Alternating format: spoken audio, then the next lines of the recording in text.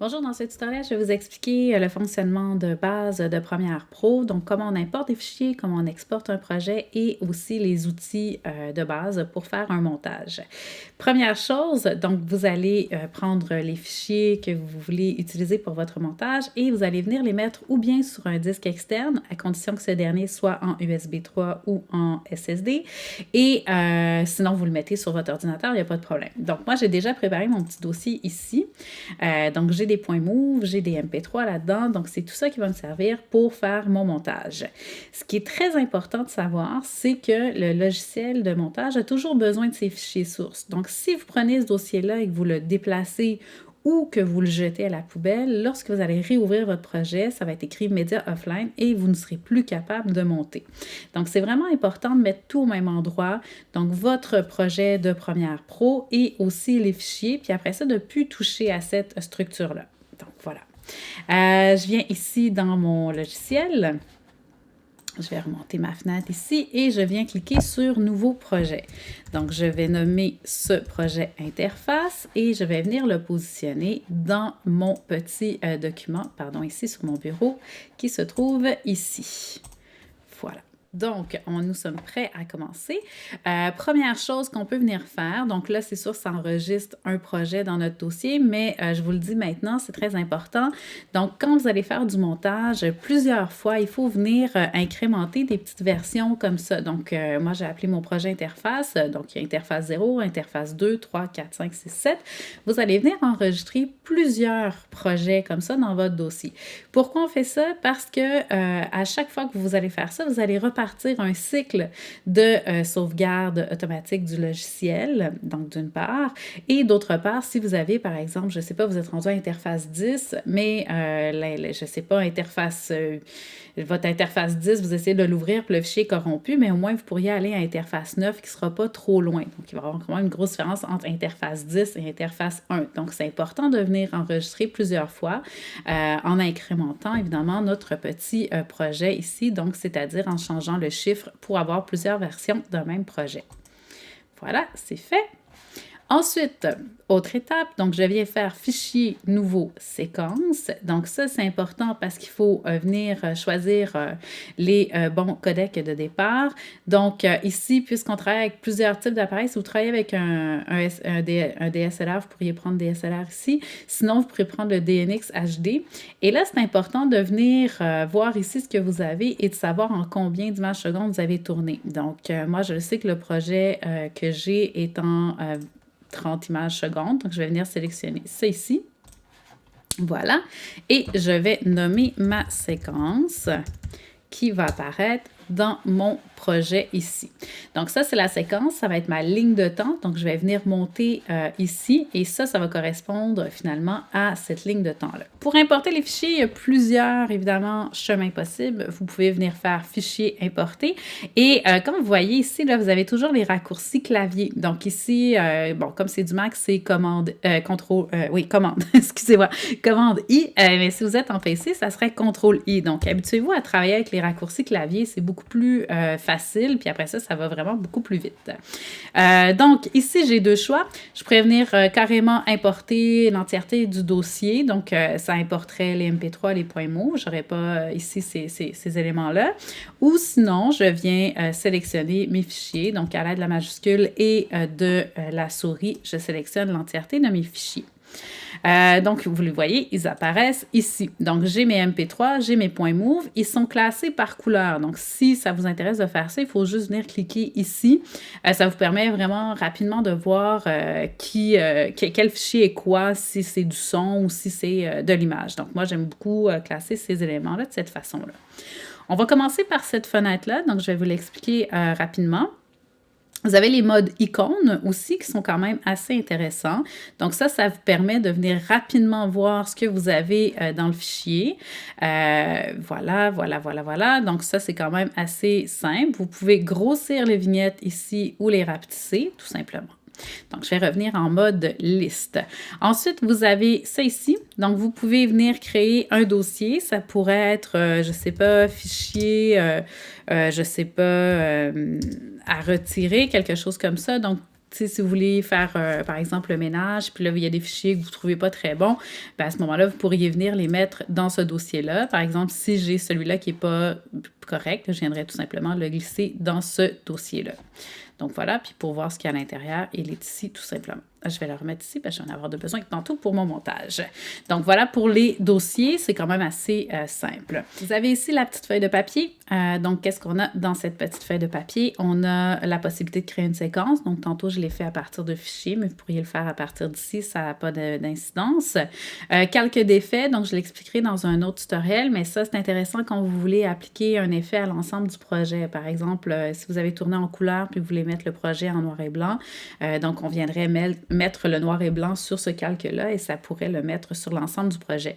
Je l'expliquerai un peu plus tard quand on sera dans l'étalonnage.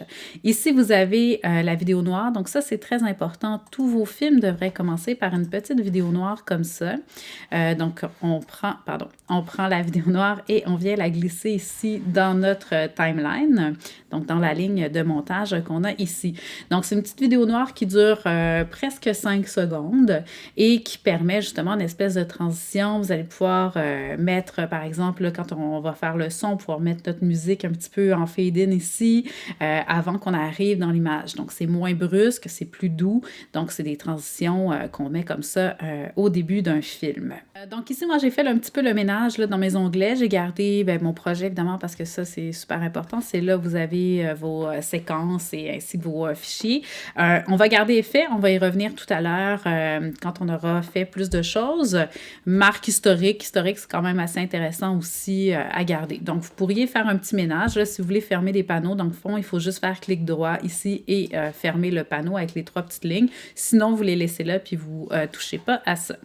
Donc, ici, qu'est-ce qu'on a? C'est le moniteur source. Donc, à quoi ça sert le moniteur source? C'est très simple. Dans le fond, la façon qu'on va faire un montage, c'est qu'on va faire d'abord un rough cut. Donc, vous allez placer vos fichiers ici sur le timeline, un à la suite de l'autre. Vous allez faire des coupes pour commencer. Donc, vous ne mettez pas l'entièreté de vos fichiers, c'est trop long, mais vous faites des coupes plus brutes. En fait, vous allez retravailler ces coupes-là un petit peu plus tard. Donc, ici, une possibilité pour les faire, vous double-cliquez sur votre fichier.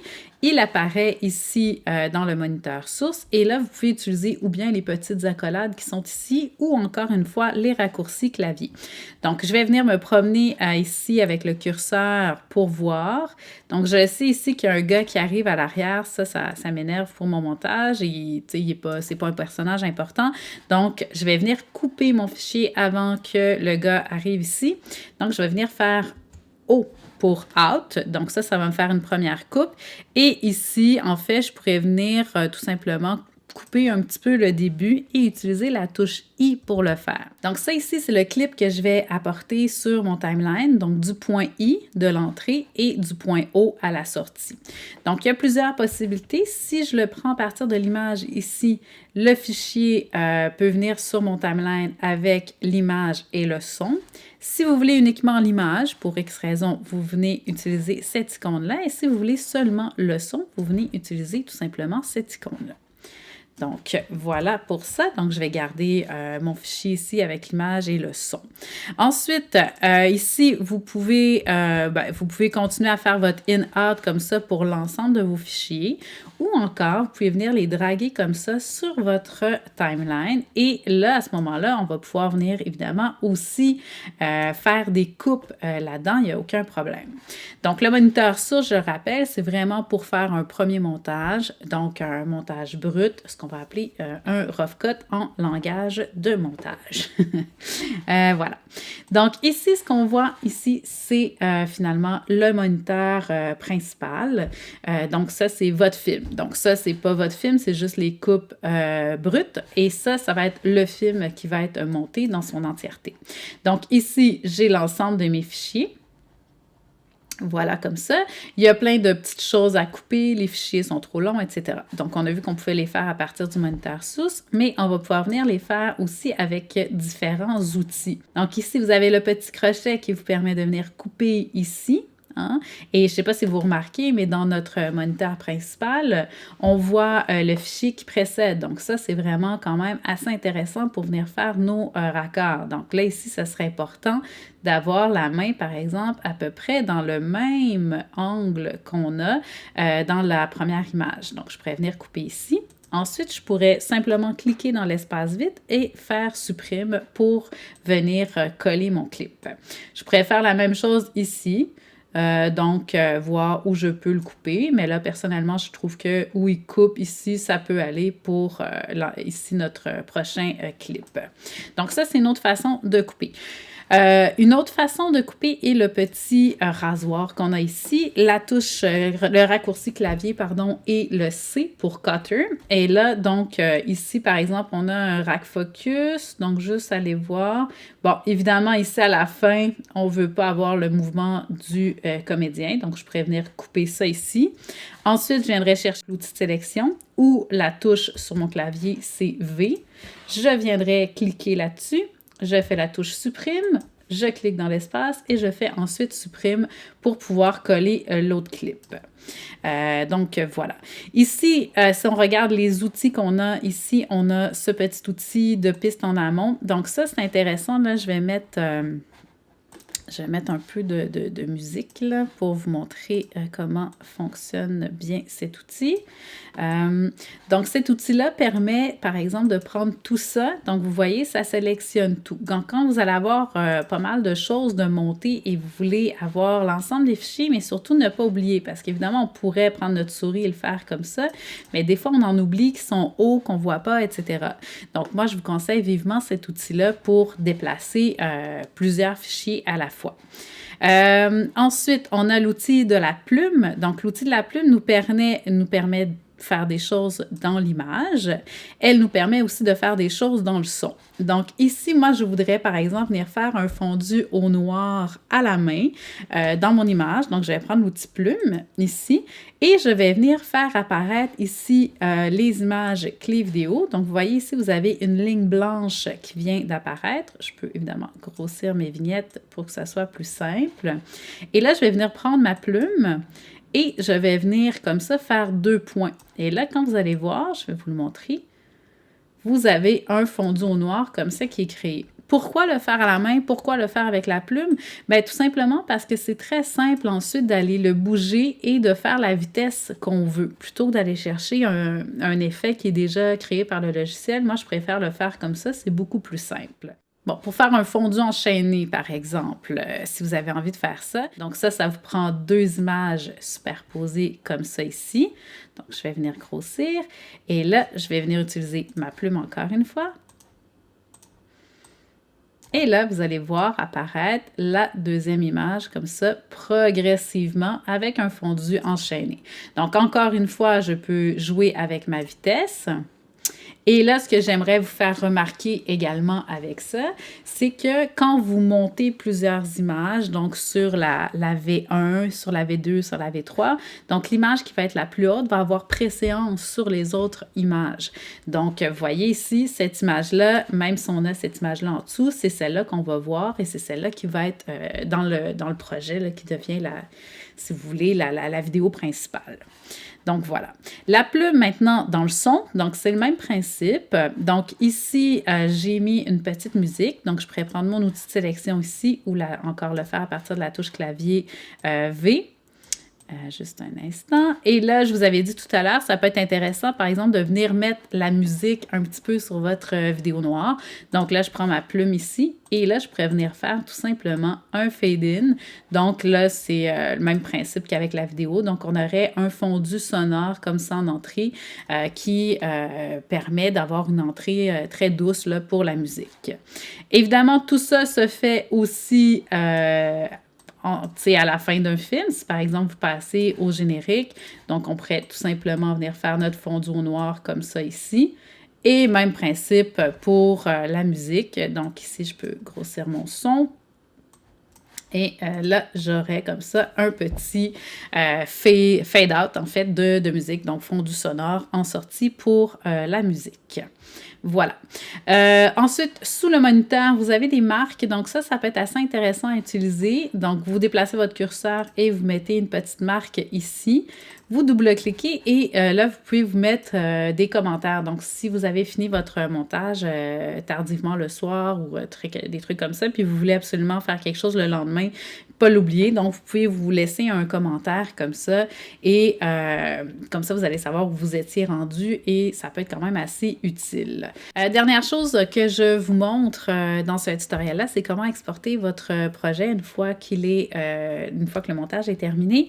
Donc, c'est important d'avoir ici, là, vous voyez le rectangle bleu, donc que ce soit le timeline qui soit sélectionné ou le moniteur principal, sinon ça ne fonctionnera pas. Donc, il faut venir faire Fichier, Exporter média. Voilà.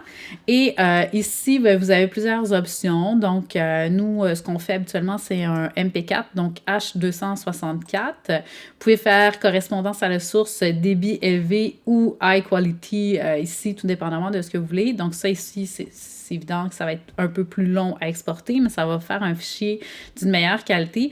Vous avez plusieurs choses aussi là, que vous pouvez regarder là, si vous voulez mettre des trucs sur YouTube directement, tout ça. Donc, vous avez quand même des suggestions assez intéressantes.